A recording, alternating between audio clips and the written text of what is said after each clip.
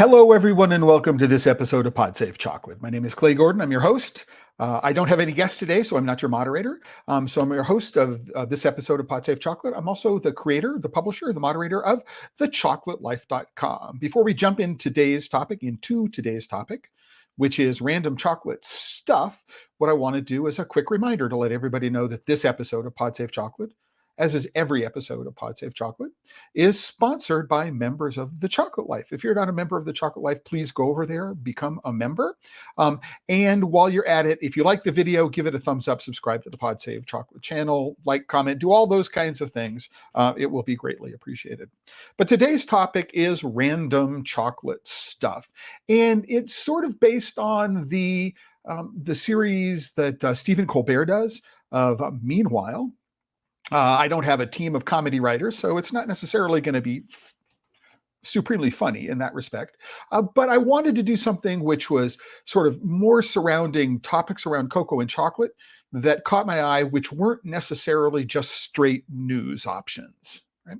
And so that's what today's topic is all about. And if you're watching, please go into the comments, whether it's YouTube, LinkedIn, or Facebook. Let me know where in the world you're connecting from. And if you have a question or a comment about anything that I'm talking about today, and let me know, do you think this is an interesting idea? Should this be the first and the last episode of random chocolate stuff? Or, do you like the idea of things which are related to chocolate, which aren't necessarily newsworthy? Go into the comments and let me know. So I'm going to begin by sharing. This is the homepage of The Chocolate Life right now. This is the homepage of The Chocolate Life right now. You can see that for every single episode of PodSafe Chocolate, I put together a post, and this post contains all of the links. I'm going to make it a little smaller, so hopefully you can see it a little better. Not entirely certain what's going on here. You know what? I am going to go and what happens if I hide the sidebar? Does that make it easier? It does. Okay. So what I want to do is talk about this particular episode of PodSafe Chocolate and random chocolate stuff, right?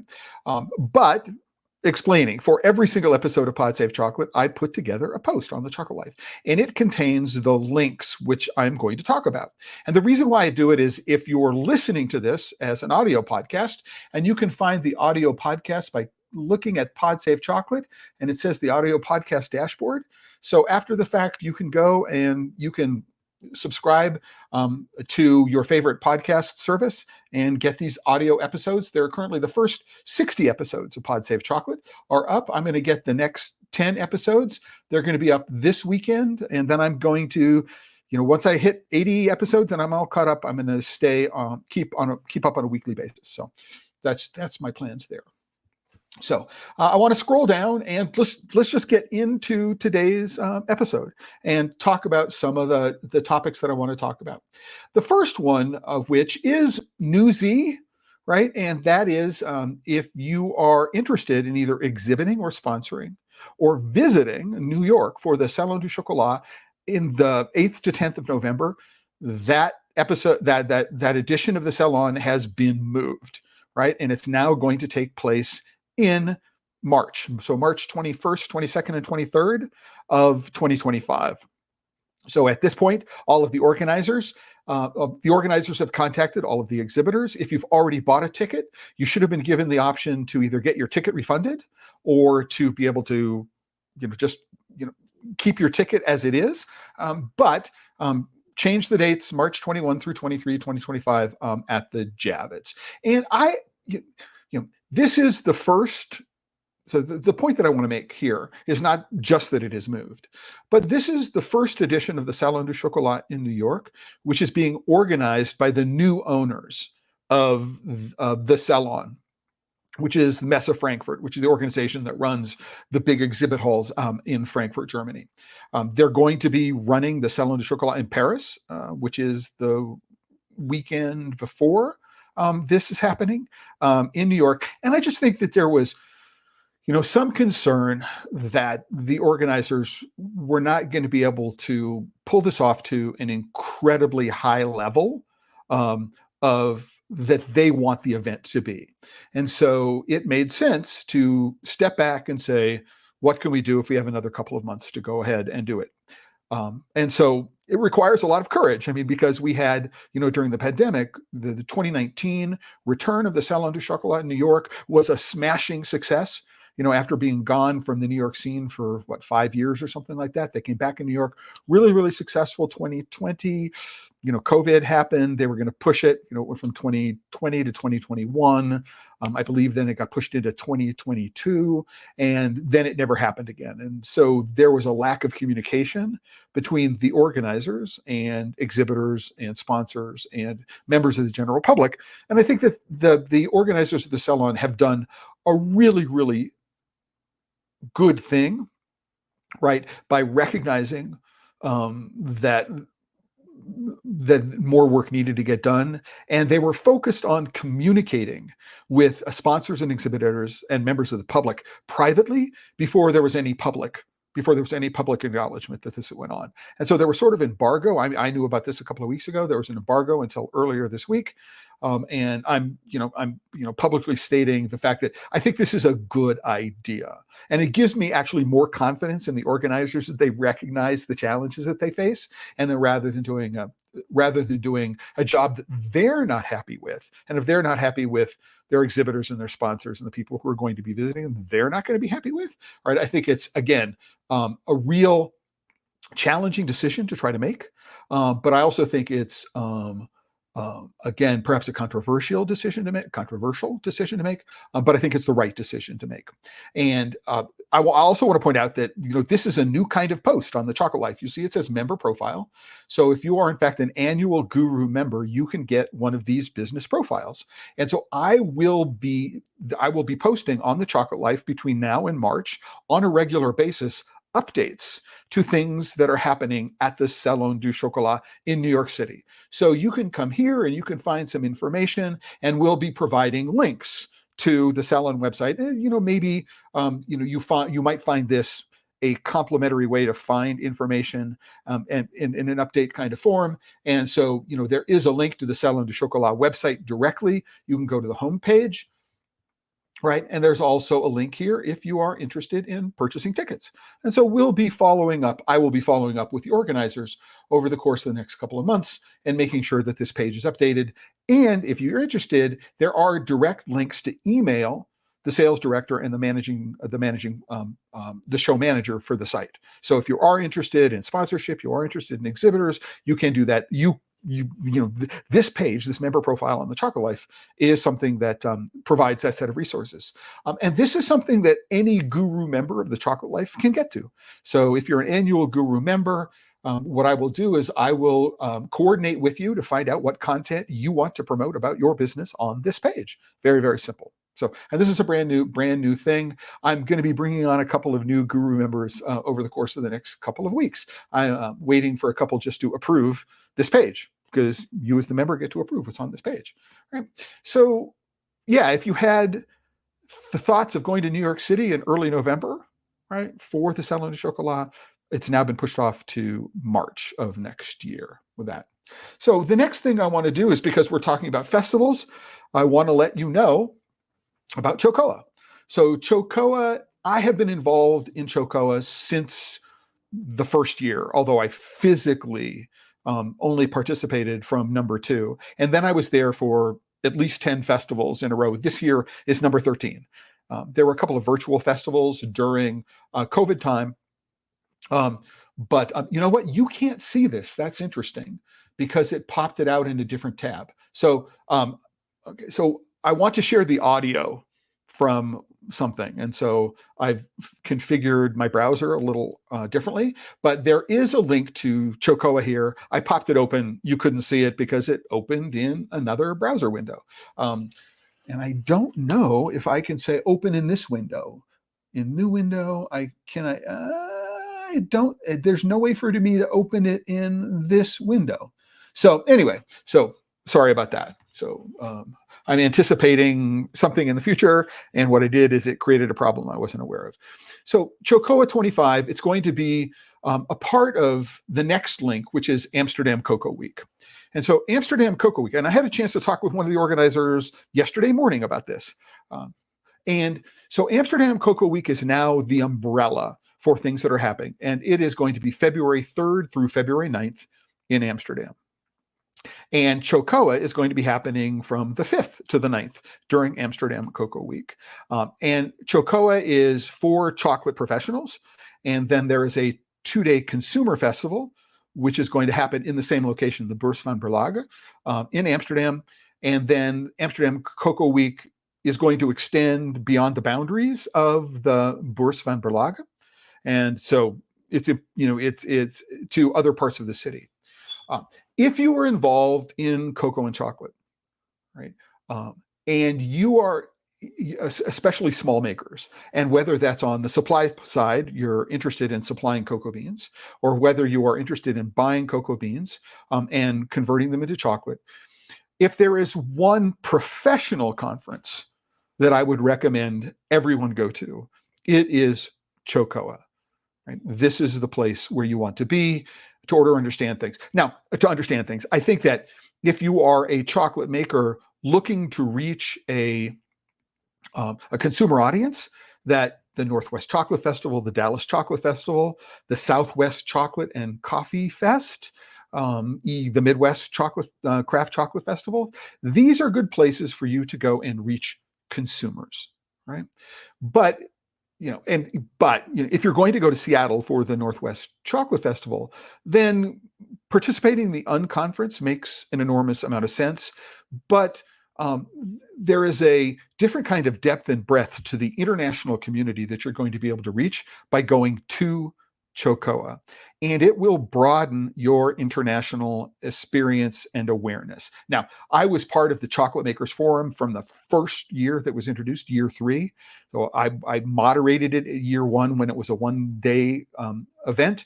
And then over the course of the next decade, I was involved not only as a presenter, but as a moderator, working on the program schedule. And it represents just a really, really interesting opportunity to network and learn.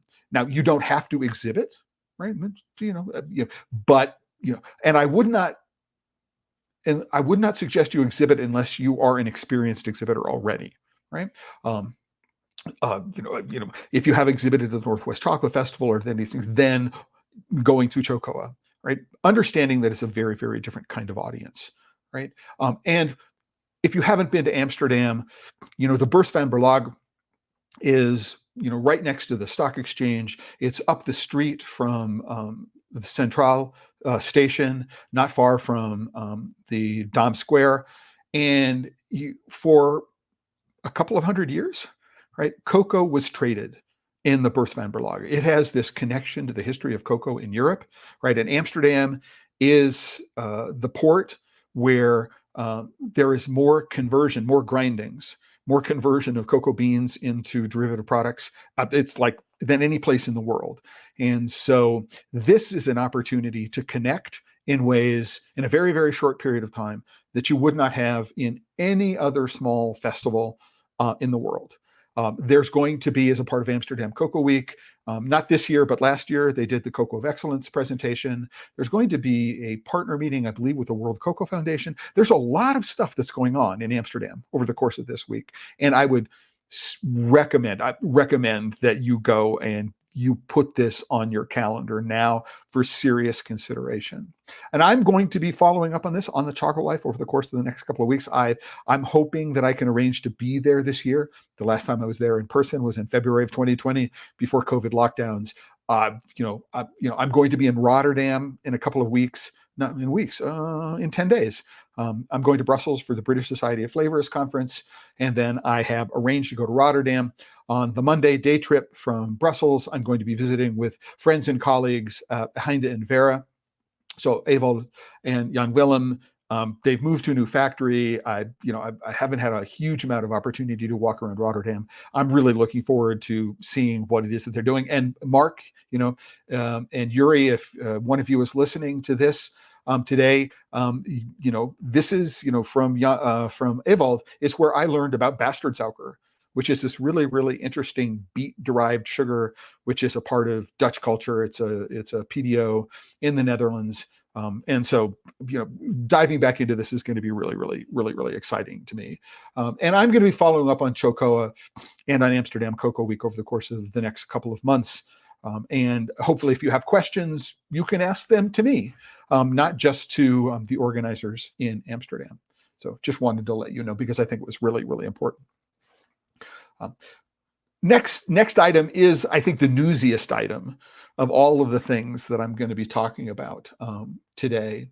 And this is something that came in an email to me this morning. You're not going to be able to read it, and I'm going to have to look away in order to read it. And even if I highlighted it, you'd be able to see that highlight on my screen, but you wouldn't be able to see it on yours. So when you went to this page. But I got an email this morning, and I'm going to do something I don't normally do, which is read an extended period of text. And I'm gonna make it a little bigger. So it says, hey everyone, so here's the update. We have not yet reached the funding goals we set for our GoFundMe campaign, right? And unfortunately, we made the difficult decision to move forward without an executive director on staff for the time being. So that budget relief is allowing us to stay active as an organization through a transition to new board leadership and the potential to revise the mission, organization name, and membership benefits in the coming months. So we're deeply grateful to all that the interim director, Ola Van Velde, contributed. Wish her best as she moves forward onto new endeavors. Your donations still make a difference and are much needed to get through the year. As we have Kathy Ford still on staff as manager of member services and have various administrative expenses involved just in keeping afloat. So that arrived in this morning's email. If you are subscribing to any FCI updates, you would have received that this morning as well. So just want to keep that. So here's my take on it. All right. So I was at, if not the first, one of the first annual meetings of the FCI as an organization, I'm going to say. So it was after 2005, which is when I was in Hawaii for the first Hawaii Cacao Conference. So this 2006, 2007, 2008 would have been when I went to that first meeting in New York City. And one of the challenges, I think, looking back on the history of the organization, is that since its beginning, it's always been a part-time volunteer organization. There has never really been a full-time management of the organization, right? There have been executive directors that have been paid. It's hard to find out exactly what they've been paid because the FCIA has not really been good about publishing their operating budgets, right? But it has been a part-time volunteer organization. And to some extent, I think that's become a sort of self-fulfilling prophecy in their respect. I mean, they want to grow to become a bigger organization and generate the kind of income necessary to be able to, right, support full-time directors, at a salary level, which is commensurate with experience and is consistent with what other people are making in the industry. I mean, there is that aspect of things. But there's never been anybody who's been full-time, who's been able to focus on this. It's always been a part-time endeavor. The board of directors, non-compensated to the extent that I understand. And one of the things that I know from discussions with people in this nonprofit sector is it's almost impossible to grow when your primary source of revenue is membership dues. Right? And for some reason or another, I don't know the reason, even though I nominated myself to this executive director position, right? So I said, hey, I'm interested in trying to take on some of these issues. For some reason, the way the organization is structured, the way the management of the organization has been undertaken, has made it really, really difficult for them to grow. And after way more than a decade, there may be 300 paying members, most of them in the United States. And which is a testament to the lack of their lack of ability to see beyond the kind of organization that they started out as, right? And when I look at this, what this tells me is there's a really they did, undergo recently. They went through, they changed the mission statement, but they didn't contact the members. The board got together and the board revised the mission statement. They want to change the organization name. They've been FCIA since forever. I mean, a name change, a branding change at this point is real challenging, right? The membership benefits. So, what this tells me, right? And they want a new board, right? What this tells me is that there's a real possibility that the FCIA is going to be dissolved sometime within the next 12 months, right? This is a lot of change to make in an organization that, in my mind, has not been able to. These issues should have been ones they grappled with a decade ago, right? As the trajectory of membership, right, and their funding issues became very, very apparent. The reason why I'm bringing it up is this is not good for anybody, right? Although I have really significant reservations with the use of the word fine, right? And I've had some personality conflicts with some of the members of the board.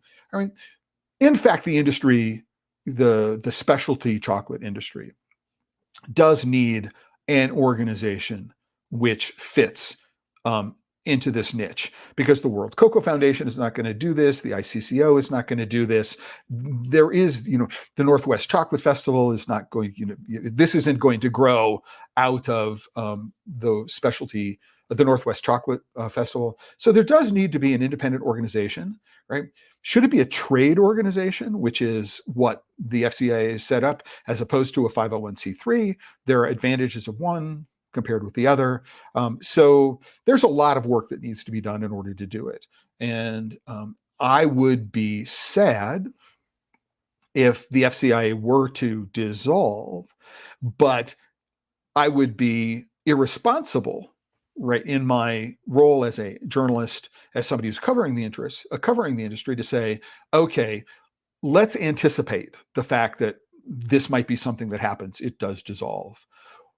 What should spring up in its place? Who should spring up in its place? What do we need to do? Is there a chance to step back and, with a completely different eye towards things, the circumstances that existed when the organization first started 15 years ago, and what the market looks like today is completely different? Should we, in fact, step back with a new group of people and an entirely different frame of reference and create something new, right? And if we want to create something new, what does that mean? Does it mean growing on the framework of the existing FCIA, right? Or is it something else? And that's, a question I'm asking of you. If you are an FCIA member or have ever been an FCIA member, and yes, I have been an FCIA member in the past, and I'm not currently an FCIA member for a bunch of reasons. Have you found the FCIA valuable to you? And what aspects of being a FCIA member have you found to be the most valuable? Right? Just please, let me know what you think. And if you found the FCIA lacking in any kind of way, which means you're a member, you have been a member, and you weren't happy with it, or you're currently a member, right? And you're saying, listen, I wish they did X and Y and Z. Why don't you go into the comments and let me know? Whether you can go into the comments on LinkedIn, YouTube, or Facebook, or go into the comments on this page. If you are a member of The Chocolate Life, there's a member discussion at the bottom of the page, and you can go down there and you can let me know, not during the live stream, but after the fact, what it is you think about the FCIA as an organization. Or if you prefer to do this privately, so you don't want to be publicly talking about this, you can, as a member, you can always contact me, or even as a non-member, you can always contact me by email. I think the best one for here would be member.support@thechocolateLife.com. And you can email me about what you think about this. Again, I think it would be a tragedy for the organization to dissolve, especially if it dissolves without a plan for being able to transfer the assets, whatever goodwill there is that the organization has generated, and that something can grow from the experience that has been done, whether it is within the current context of the FCIA as a legal organization, so as a corporate, the corporate structure, or it's something entirely new. And is it located in the United States or is it located someplace else? I mean, that's a really interesting question as well. So I'm interested in, I'm putting this out there because I am interested. I have been thinking about this topic for over a year since I started working, since I had been working. I'm no longer working with this group, International Cocoa Diplomacy, and thinking about a lot of these same issues, right?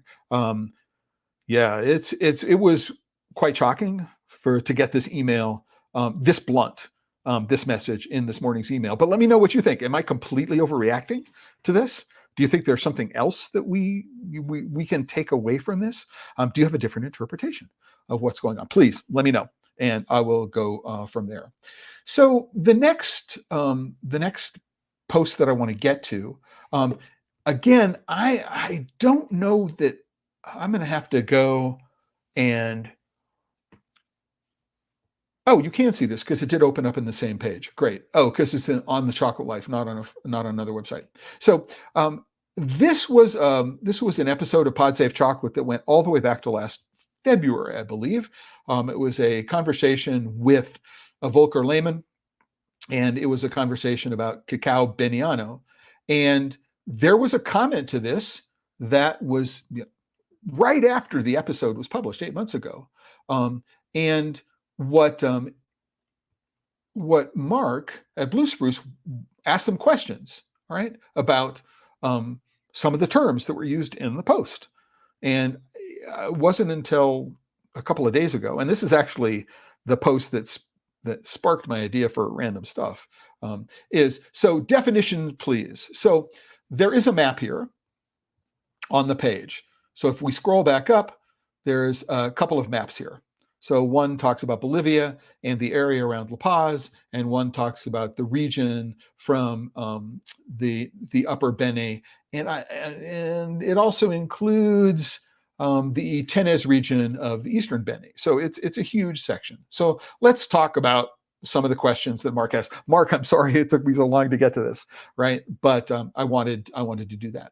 So the first one of which is definition, please, the Rio Beni. So the Rio Beni is very simple. There is a river called the Beni, and the entire region gets its name from the river. It starts in the north and east on the slopes of the Andes, and over the course of something more like 1,500 kilometers, maybe more than 1,000 miles, there's a roughly 300-foot drop, 100-meter drop from the headwaters of the Rio Beni to the point where it joins other tributaries of the Amazon before it reaches the ocean. So that's what we're talking about when we talk about the Rio Beni. There is, in fact, a river that runs through this region, and it's how the region gets its name. I don't know eponymously where the Beni comes from. I don't know what that means. So the Alto Beni just means the Upper Beni, right? And so it is the region in the north and west, right, of this part of the country. There is a department, right, called the Beni, right, and the Alto Beni that we're talking about is this, roughly a couple hundred meters above sea level part of the country.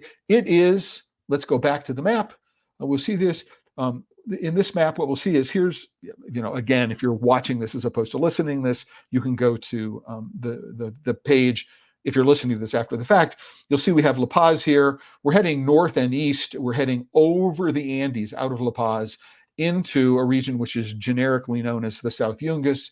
This area up here around, so we get from here, we go through Caranavi, through Yucumo, through San Borja. We see Rurrenabaque. I've been to Rurrenabaque, so I've been in this area. This is the Beni River, which is here. This is the Alto Beni. This is the Upper Beni. It is when we follow the Beni River, right, towards the Amazon and into the Amazon River, that we get out of the Alto Beni. So that's what we mean when we use Alto Beni. The area around the Itenes, which is where the Hacienda Tranquilidad is not part of the Alto Beni. So just, right, That's hopefully, Mark, that answers your question there. So you asked another question about this, which is, what is Alto Bene Walakiwa, I'm guessing, right?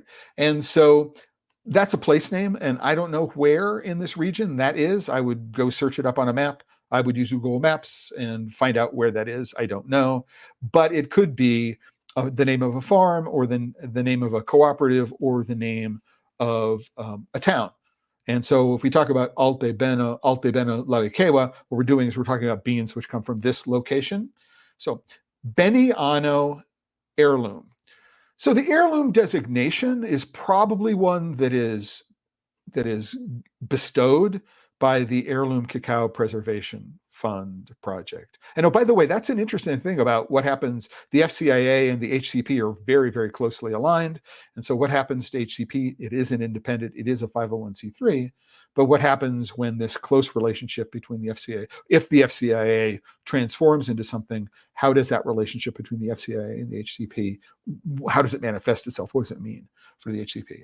But this heirloom designation is going to be applied to specific varieties of cacao that have received the heirloom designation from HCP, right? From cacao, which is grown in the Beni region, whether it's the Alto Beni or down in the Savannah, right? All right, and Beniano is the term that we use collectively for the Beni region in this respect. So Bolivia heirloom Boliviano, like, makes no sense, because Bolivia and Boliviano are essentially synonyms. So a Bolivia heirloom for me would mean any cacao which received an heirloom designation but was not grown in the Beni, right? But I've never heard this Bolivia heirloom Boliviano designation. It's quite possible that some chocolate maker has added this to the description on their bars, but I don't get it. All right. So I would prefer something more straightforward, Beniano heirloom, with a connection to HCP. But that's my particular understanding. So are these Layman beans or Layman adjacents? So wild heirloom Bolivian Rio Beni raw beans wild harvest, sold by Cocoa Supply. I want to let you know that Volker shipped some beans to Cocoa Supply in their warehouse in New York, and Cocoa Supply was selling these beans. These are from the hacienda.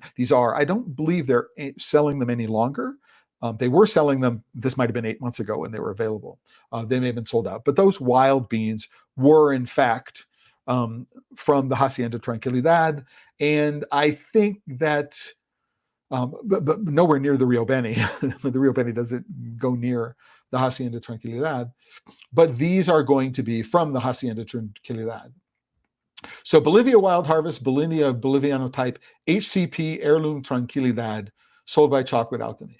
The fact that it has the word Tranquilidad there means that these beans are from the Hacienda Tranquilidad, which is owned by Volker Lehmann, right? And this HCP heirloom, definitely, right? So I believe that the beans from Hacienda Tranquilidad were HCP designation number 1, right? And so this is definitely referring to the beans from the Hacienda Tranquilidad. This Bolivia heirloom, Boliviano, okay, now I know where it comes from. So Invalsa. Invalsa is now the new American distributor for beans from Volker Lehmann in the United States and probably Canada. So this Bolivia heirloom Boliviano are in fact beans from the Hacienda Tranquilidad, to the best of my knowledge. What's really, really important to know is, and we talked about this in my conversation with Rowan Jacobson on Tuesday, is that the wild beans which exist in Bolivia probably aren't wild in the sense that they occurred naturally in that location and were never propagated. Chances are they're feral. These are beans which were introduced into these man-made islands in the savannah of the Itenes region, and the Chocolatales, and this introduction was pre-Hispanic, so at least 500 years ago, and could have been 1,000 or more. We don't know when these beans were introduced, and we don't know where the original stock was introduced from. Right? Rowan suggests they might be Chuncho from Peru. There's no way to know that. The genetics are now distinct enough so they're not classified as the same beans, right? Genetically. So just to let you know that. And so the trees which are currently growing now could probably be considered feral. So they were introduced, they were planted deliberately, right? But they have not been tended, they have not been farmed, right? There has been no active agroforestry to prune them and things like that. And so rather than that's why I would consider them to be feral, right, rather than wild. It's a simple difference, but it's an important one to know about those two things. Just talking about wild. And is there an authorized distributor of the lemon beans in the United States? And sorry about it's taken so long to get this. My understanding is that this company here, Invalsa Coffee, is the only authorized distributor. Authorized distributor. If you can buy them from Chocolate Alchemy, then they're quote unquote an authorized distributor. But if I were to look to buy them in large quantities, right, as the first point of entry, I would imagine that it would be less expensive to buy them from Invalsa because chances are that Chocolate Alchemy is buying them from Invalsa as well at this point. So I would go to Invalsa first to find out what their prices were. And so that is my understanding of where things are with respect to these questions about the Rio Beni, the Alto Beni, and the use of the word heirloom around those beans and what tranquilidad means with respect to this. It's also really important to know that anything that you get out of the Alto Beni is not likely to be wild, right? These are beans that will have been introduced and for the most part are actively farmed. And for me, that is the point about this, right? If there is active husbandry of the trees, right, then they're no longer wild, right? If somebody has said, "Oh, I'm going to take a graft from a wild tree and I'm going to put it onto a seedling, which might be another variety," it's no longer wild, right? Even though the genetics of the parent are wild, and we can say it has wild parentage, right? But because there's active husbandry involved, I wouldn't consider it to be actually wild, right? Your mileage may vary. There is no actual regulation around the use of the term wild. So we do need to be aware of that. All right, so that's what I have to say. Thanks, Mark, for asking those questions so long ago, and my being able to get back to it. And you'll find the questions under this post, Cacao Boliviano with Volker Lehmann. Scroll down to member discussion at the bottom. Maybe what I will do is I'll get a transcript of this and I'll copy the transcript into the comment, but it's a long comment. So maybe what I'll do is a separate post. I'll think about that, about doing it as a separate post and point people back to the member discussion here. That I think probably makes the most sense.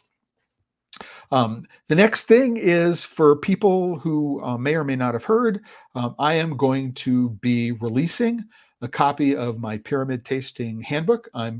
Pre-order copies are available just to members of the Chocolate Life. So I'm logged in as a member.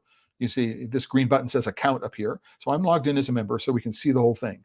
If you're not a member and you're not logged in as a member, you will not get the buy link in order to be able to pre-order the book.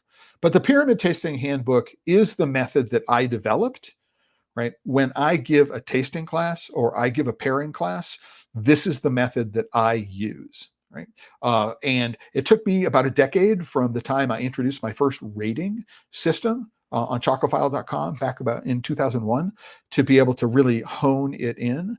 And so I've got a 30 or 40 page handbook. I'm not entirely sure how long it's going to be, where I talk about the method and how to implement it and what it's good for. What's interesting about the pyramid tasting handbook compared with anything else is that its goal is primarily to help you understand why you like what you like, right? So rather than teaching you how to identify, dried Bing cherries, sun-dried Bing cherries as a flavor in a chocolate, right?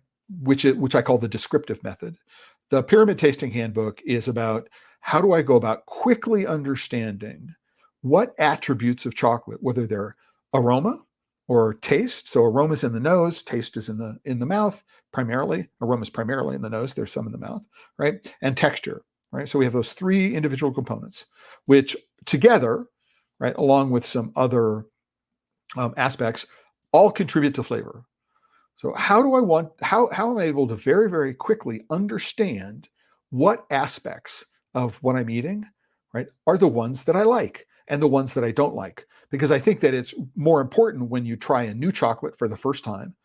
And this is for people who may or may not really want to be a professional chocolate taster or a chocolate critic or any of those kinds of things. You're just really interested in exploring the flavors of chocolate.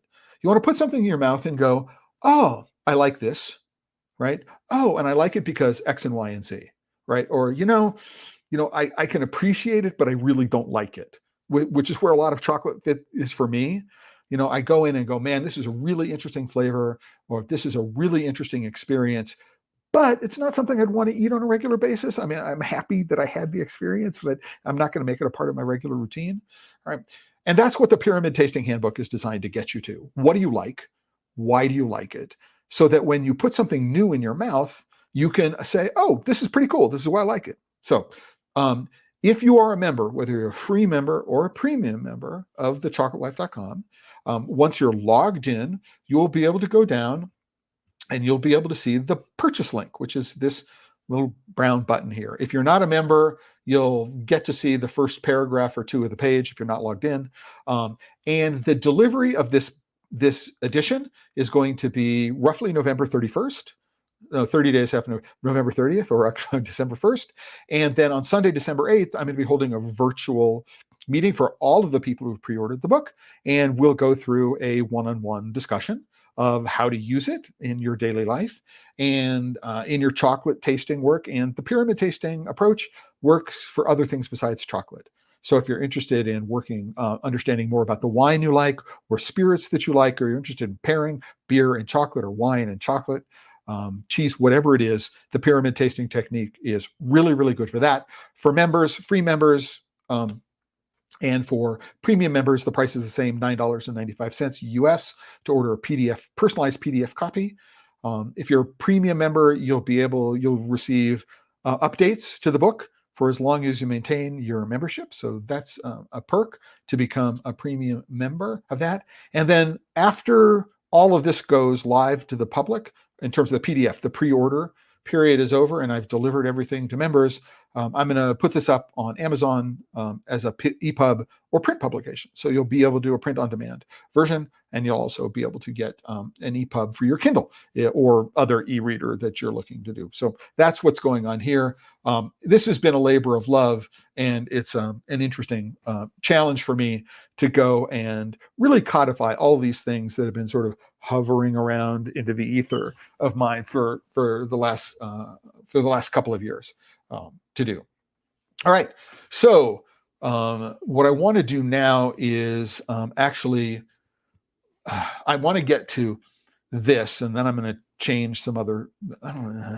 Again, now I'm because I'm clicking off the Chocolate Life. I'm not sharing this tab anymore, and I need to share the tab to get to the audio.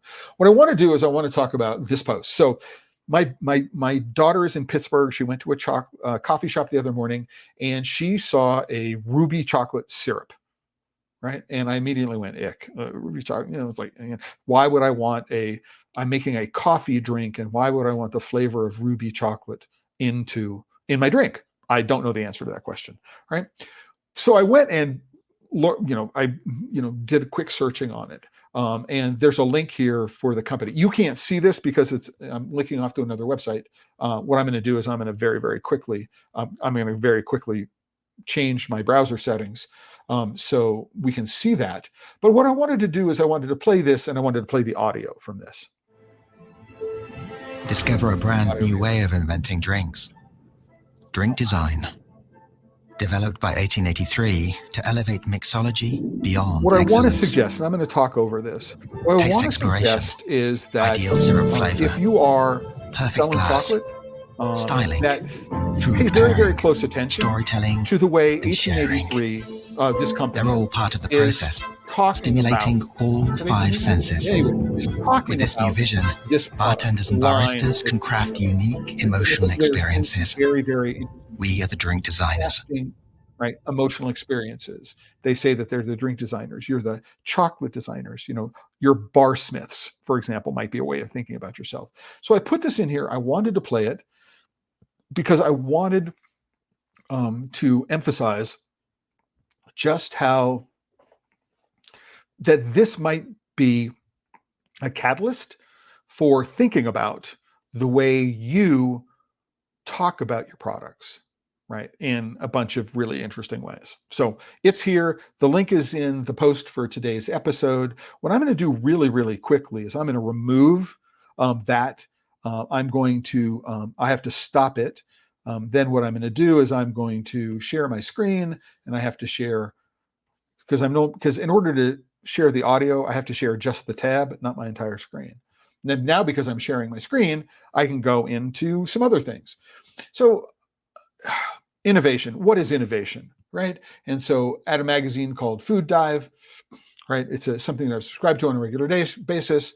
What they're talking about, not sure why it's taking so long. So Ferrero, big chocolate company, is debuting its first major quote unquote innovation in nearly a decade in the Butterfinger line. And so what they're doing is they're doing a salted caramel Butterfinger, right? So it's a line extension. It's still a Butterfinger, right? We've been talking about things like salted caramel. I think it's really, really important to think about. Not entirely sure why. Let me, if I go like that, it's a little harder to read, but you can see the entire page, right? So is this innovation, right? And to the extent that we think of product line extensions as innovations, this is innovation. However, salted butter caramel is a flavor that's been around since, for 20 years, the caramel beurre salé that was trademarked by Henri Leroux, so the French maker, for quite some time. So, is this really innovative? The answer is, I don't think so. But it's also not going to be available until next April. So we're talking about it here in October, and it's not going to be delivered for Halloween this year, right? And it's a limited edition flavor that's going to be introduced next March. So it's like this Butterfinger is something that somebody would buy for Easter, which is like late this year, or Mother's Day. The answer is no. I'm really curious about the timing of the marketing and the release and why this flavor. Then, Butterfinger is one of the few candy bars that have chocolate on it that I eat, right? And so I might go look for this, but otherwise, is it innovative? I don't think so, right? This is more interesting. So very shortly, coming up, October 20th, so this Sunday, it is going to be national. You know why? I haven't logged in. So for some reason it logged me out. But there is a company in the South, Delizia Chocolatier, who have developed a series of truffles for National Chicken and Waffle Day. And they are, in fact, flavors which in the truffles have waffle and chicken-like ingredients, and then things related to chicken and waffles. And I think that, it's a question of, so they've got 3 peach cobbler truffles, 3 chicken and waffle truffles, 3 spicy margarita truffles. So it's a 9-piece box. It's a 12-piece box for $36. So it's not inexpensive. And I don't know what spicy margaritas have to do with chicken and waffles. I would do something, maybe a Sazerac related kind of thing, or something absinthe. When I think of New Orleans, that's what I think of. I don't think of margaritas when I think about Louisiana, right? Do I really think about chicken and waffles when I think about Louisiana? I'm thinking about Frank's in LA when I think about that. But what they've done, which I think is really, really, what they've done, which I think is really interesting, is they said, here is a holiday, right? What can I do in the way of a limited edition product which speaks to what that holiday is all about, right? And while it may not be innovation in the sense that, well, yeah, I know a chicken and waffle truffle, right, is definitely thinking outside the mold, when we're thinking about what's going on in truffles, I think is really, really interesting. And so what I do is I regularly recommend to my consulting clients that what they do is they think about these kinds of opportunities. So it might there be a local food holiday, right, for which is put around a local specialty, right? And what I can do is I can develop some chocolate product, right, which incorporates chocolate and this other food specialty food holiday as a way of bringing people to my business. So I think it's a really, really smart idea, and that's why I wanted to highlight it. If I'd known about this a month ago, I would have asked for samples and I would have been tasting them today. And I may reach out to Delisi and say, if you have any leftovers, I would love to try them and talk about them. Perhaps get them on. If you're interested, I could get them on and we could discuss it. So I think that's really, really interesting. There is an article out of Food Business News taking flavor innovation to the next level. And this is one of those places I'm going, flavor innovation? Is this really innovation? It's product line. So Tapatio is now making a spicy ketchup. All right. So all this is a Tapatio hot sauce, right? And it's got less spice and more sugar. Yay. I mean, is it innovation, right? It's product line extension. I'm going out of the hot sauce into the ketchup. Would I take a Heinz ketchup and add some Tabasco to it before I paid a premium price for the type of, that would be the way I would approach it. So I'm not convinced that this is truly innovative, but I want you to go through this article and go, how much of this is in fact truly innovation? Is it anything new, or is this the industry, which is pretty tired and pretty boring, right? Trying to convince us that here are things which are in fact innovative, right? When they are in fact just product line extensions, which might or might not last. It's just relatively inexpensive way to do a new product.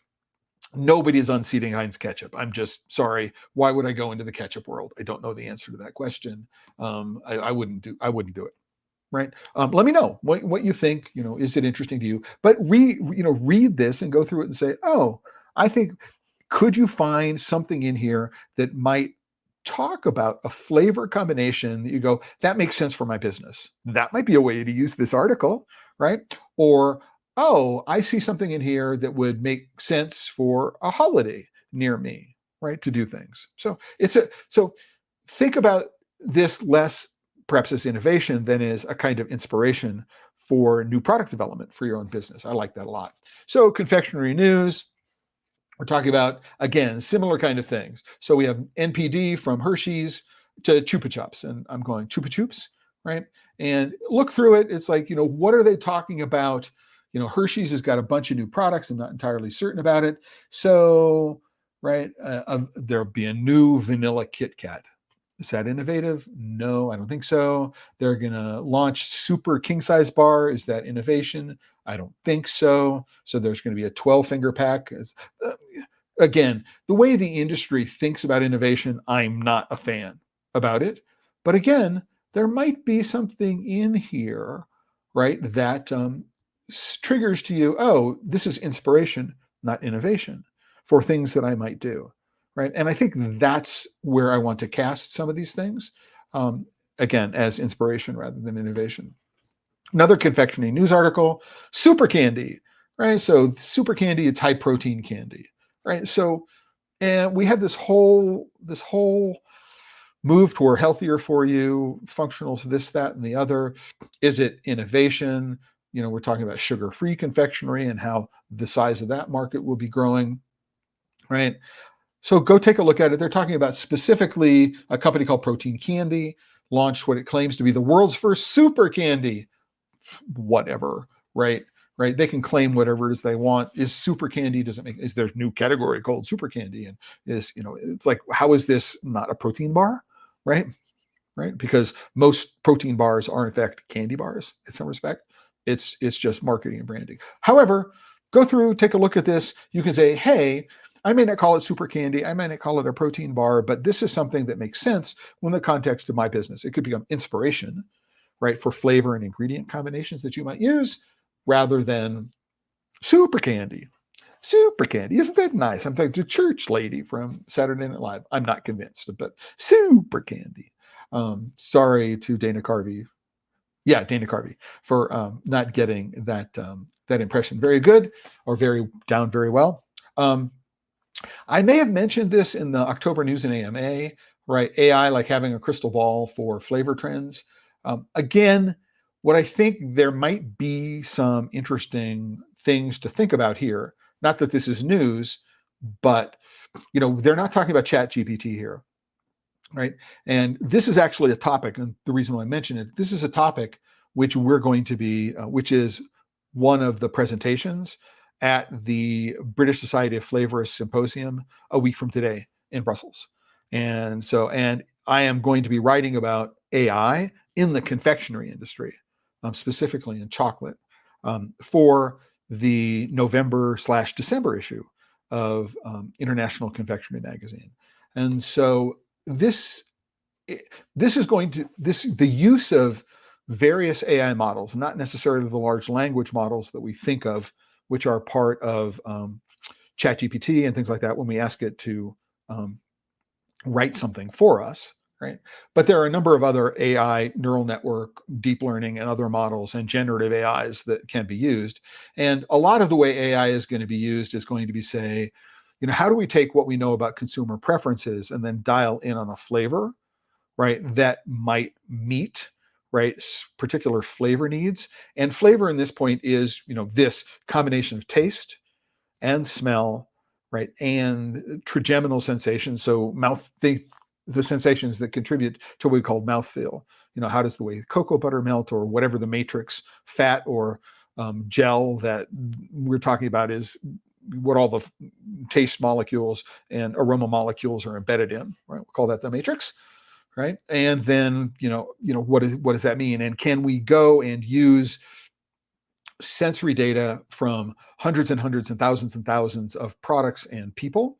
And how can we predict that this is more likely to be a flavor and texture that people will like? Right. And what we can do is we can say, rather than trying 200 or 300 different combinations, we might be able to get that down to 4 or 5 combinations, which are more likely to succeed. So in that respect, I think it's interesting. At the moment, you have to be a big company to get at these models. But in case you haven't been watching, one of the Nobel Prizes this year, I think it's the Nobel Prize in Chemistry, was awarded to AlphaFold, which is a computer science platform which anybody can gain access to. It's about protein folding, which is an interesting topic in and of itself. But I can imagine that fairly shortly, what's going to happen is that these kinds of AI models are going to be available as software as a service. So you can log in with an account and you can start playing with flavor profiles and texture profiles based upon actual consumer research, right, going forward. So I put this up here because I'm fascinated by it. I'm going to be researching over the course of the next couple of weeks for an article, and I think that it could have an impact on you. And many of you might already be using large language models like ChatGPT, what's built into Google, Gemini, all of these kinds of platforms to help you with your writing for your marketing and social media and things like that. But I think within the next 5 years, we're definitely going to be able to see AI models which are going to help you work on flavors. ChatGPT will generate a recipe for you. It'll steal a recipe from someplace and present it to you. But you'll be able to get these things over the course. You'll be able to find access to things over the course of the next couple of years. I think it's an interesting topic. So I want to get back to this ruby chocolate syrup because now we're sharing the page, right? And so this is the company 1883, Rutin, and so it's not a sugar-free syrup. So it is a syrup which has a lot of sugar in it. What we do, it's weird. So this is the spider graph. For some reason, it's only a 5-component graph. And what we do is that we have a sort of mouthfeel component associated here, sort of fat and buttery and fat and milky, which I think an interesting combination. It's fat and dairy. How does that work? Right. We have a fruitiness. I'm framboise. So we're talking about raspberry as the primary flavor component. And however, the dominant component here is sweet and vanilla. Right. And so Is that really what I want my coffee to taste like? I mean, I can imagine that a flavor like this is only for people who don't like coffee, right? Because they're looking for something to overcome the bitterness of their coffee beverage. However, they are, here is a recipe for something called an iced ruby chocolate latte. I'm thinking like unicorn pink, right? And it could be something that might be right adjacent to a younger person. It is pretty. It does have espresso in it. It doesn't use huge amounts. So 3 centiliters, so that's 30 mLs of the syrup, 150 mLs of milk, 1 double espresso. So relatively inexpensive drink to construct. It looks like a drinkable parfait, right? And it's like so. This could be almost any. So I could imagine making this rather than ruby chocolate syrup. If I were to do sort of like a golden milk, that would be cool as well, right? And then it doesn't have to be. There are lots of ways of going. I could use There are lots of ways of going and doing this, right? So use it as not necessarily, I need to go out and buy this syrup in order to be able to do this, but if I'm selling coffee as a part of the chocolate experience, and if you're not, you should, if you have a retail location, right, you should be doing that. This represents a really, really interesting way, this kind of idea, to go and expand your menu, right? And so I encourage you, again, to think of this as innovation, not as necessarily as innovation, right? And thinking of something as inspiration. And one of the reasons why I think that's the case, right, is that so these no's here, right? It's like the exalting ruby cacao beans. I mean, that's marketing speak, and a ruby cacao bean is basically CCN 51, right? There is no ruby variety. There's nothing special about it other than we keep the bean from turning brown. We don't want it to oxidize during fermentation and drying, and we don't want it to oxidize during roasting. Right? We want to keep the purple color. That's the secret, quote unquote, the secret ruby. There is no exalting the ruby cocoa beans, cacao beans. They don't exist. So I'm not a fan of the marketing language, but I am going to be in Pittsburgh in a couple of weeks, and my daughter and I are going to go visit this chocolate shop or this coffee shop. And against my better judgment, I'm going to see what it is that they do with the ruby cacao syrup and ruby chocolate syrup, excuse me. And I will report back. I mean, I'm interested in knowing how this particular coffee shop works with this particular syrup. And I'm going to ask them how popular it is, because I don't know how popular it is. So only a couple of more things that I want to go through. Number one is, if you're a fan of Valrhona, right? There is a quiz on SurveyMonkey to test your Valrhona product knowledge. There are 9 pages of questions. And they start off with things like, or there are 9 questions. What year was Valrhona founded? I have no idea, right? I have no idea when they're founded, but my guess is it's more like 1842. They're in Tan-l'Hermitage, Guanaja. If you're interested, you can go do this. It's a fun way. I don't know if there are any prizes or anything like that, or what you get for answering it or not, but it is a diversion. If you're a big fan of Valrhona, you can go and do this. And I do have one random headline, right? So, because random chocolate things, random, right? And so this whole notion of plant-based dairy, right, makes no sense, right? To me, it's dumb, right? It's either dairy, which means it's animal derived, or it's a plant-based milk-like adjacent substance, right? But it is not plant-based dairy, right?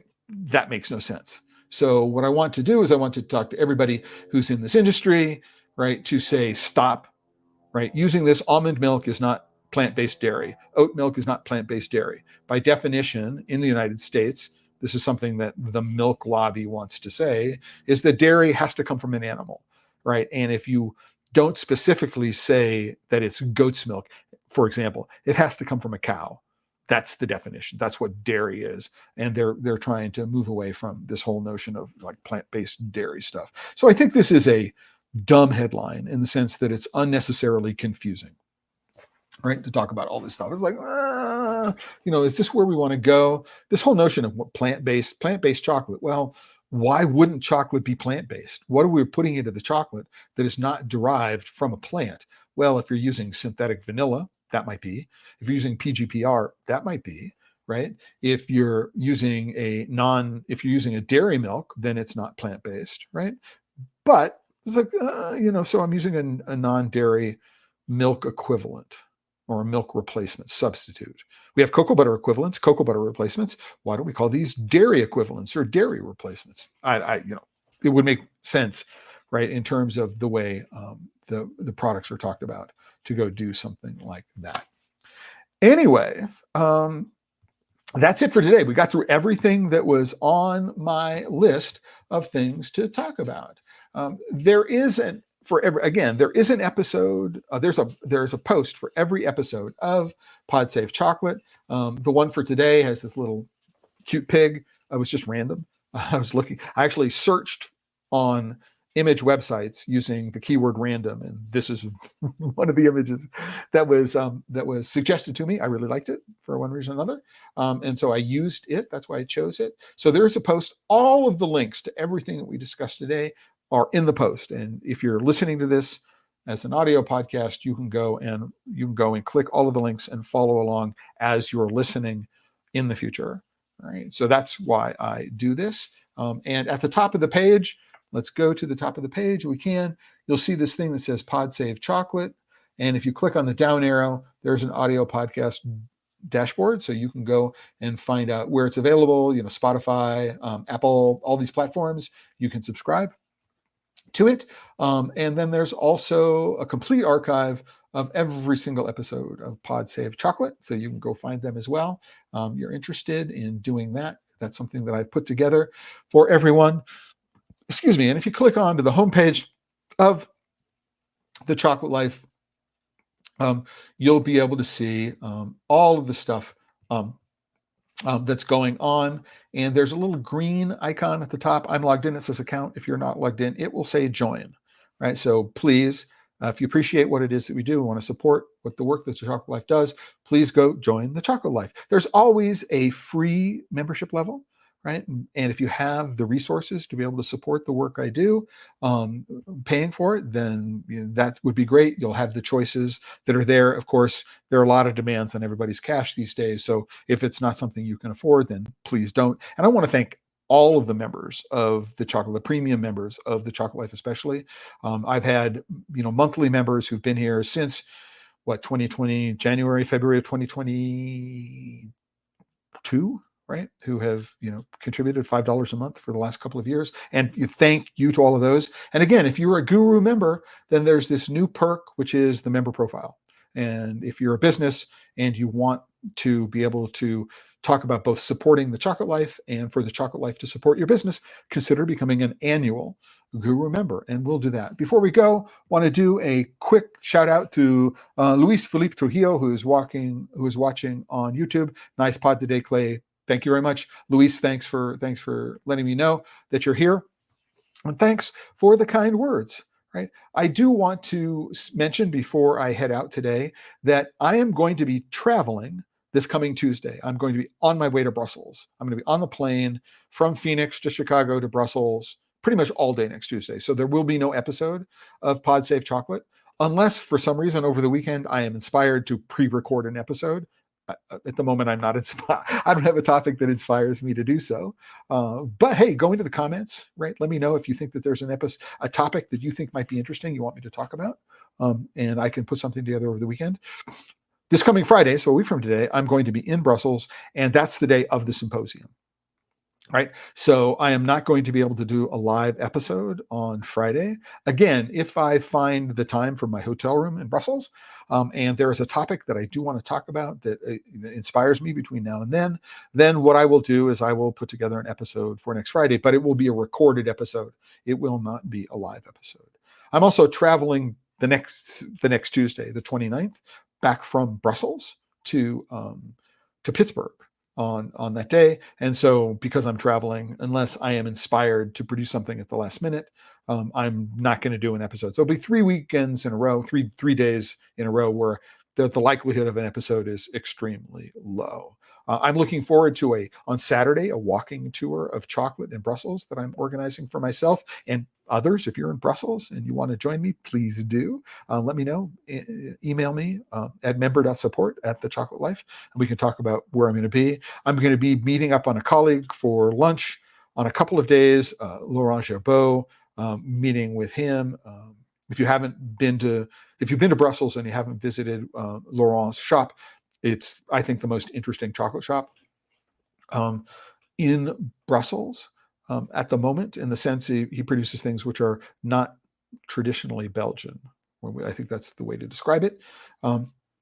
And then I'm also going to be visiting another colleague on Sunday. I've got some really interesting food, culinary experiences lined up. And then on Monday, the 28th, I'm really looking forward to the fact that I'm doing a day trip from Brussels to Rotterdam. I'm going to be spending part of the day with my good friends at Heinde and Vera, one of my favorite, if not my favorite, chocolate maker in Northwestern Europe. Sorry. And I'm gonna have a chance to spend the day with Ewald Jan Willem and see their new place, perhaps taste some of the things that they're working on. I will bring chocolate back from my trip, and I will be doing an episode of Pod Safe Chocolate after I return, which is going to be focused on sharing what it is that I learned, what it is that I tasted. But I will be doing Chocolate Life post travelogue style, journey posts while I'm gone. So you'll be able to follow along with what it is that I do here on TheChocolateLife.com. And with that, everybody, it's time for me to end. We ran a little long. I hope you don't mind. But I want to remind everybody that, if you're working with chocolate and you're not having fun, and I hope you understand that, despite the work and the discipline that goes in to doing this on a regular basis, I'm having fun, right? And I hope you're having fun too. And if you're not, maybe you're doing it wrong. And until the next time, everybody, ciao. Enjoy the weekend, and